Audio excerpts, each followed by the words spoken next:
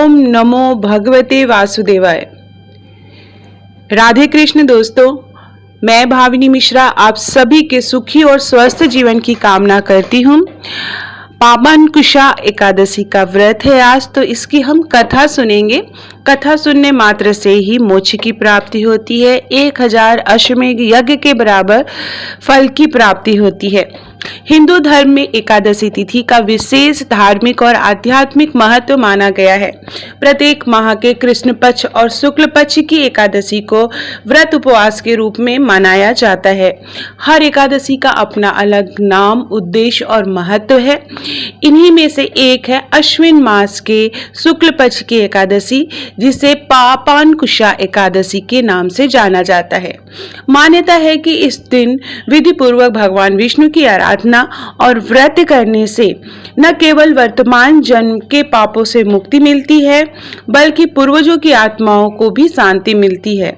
यह भी कहा गया है कि इस व्रत के प्रभाव से पीढ़ियों तक के पापों का नाश होता है और व्रती को धन, सुख और समृद्धि की प्राप्ति होती है। जो भक्त सच्चे मन से व्रत रखकर भगवान विष्णु की पूजा करता है, उसे मोक्ष की प्राप्ति होती है और मृत्यु के बाद विष्णु लोक में स्थान मिलता है। पावनकुशा एकादशी के दिन व्रत कथा का श्रवण और पाठ अवश्य करना चाहिए। ऐसा करने से व्रत पूर्ण और फलदायक माना जाता है। अगर आप व्रत नहीं भी रह रहे हैं तो व्रत कथा जरूर सुने।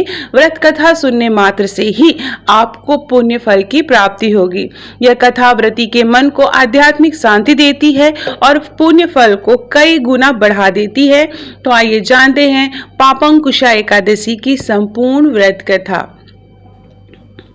धर्मराज युधिष्ठिर कहने लगे कि हे भगवान, अश्विन शुक्ल एकादशी का क्या नाम है? आप कृपा कर इसकी विधि और फल कहिए। श्री कृष्ण कहने लगे कि हे युधिष्ठिर, पापों का नाश करने वाली एकादशी का नाम पावनकुशा एकादशी है। हे राजन, इस दिन मनुष्य को विधि पूर्वक भगवान विष्णु की पूजा अर्चना करनी चाहिए। श्री कृष्ण बताते हैं कि प्राचीन समय की बात है, विंध्याचल पर्वत पर एक बहुत ही क्रूर बहेलिया रहा करता था। उसका नाम क्रोधन था। उसने जीवन भर निर्दोष पशु पक्षियों और जीवों की हत्या की थी। इसके साथ ही वह हिंसा, लूटपाट, गलत संगति रखता था, लेकिन उसे अपनी मौत से बहुत डर लगता था।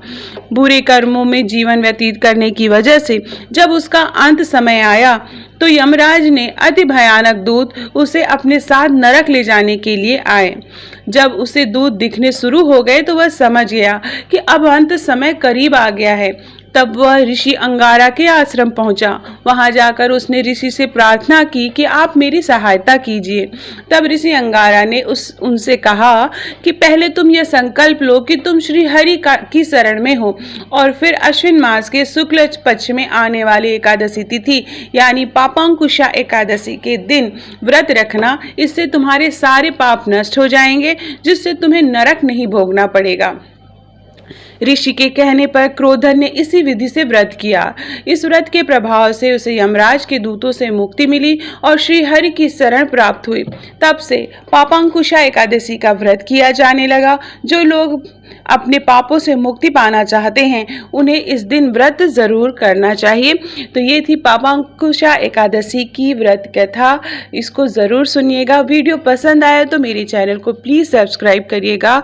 बहुत बहुत धन्यवाद ये वीडियो देखने के लिए। राधे कृष्ण।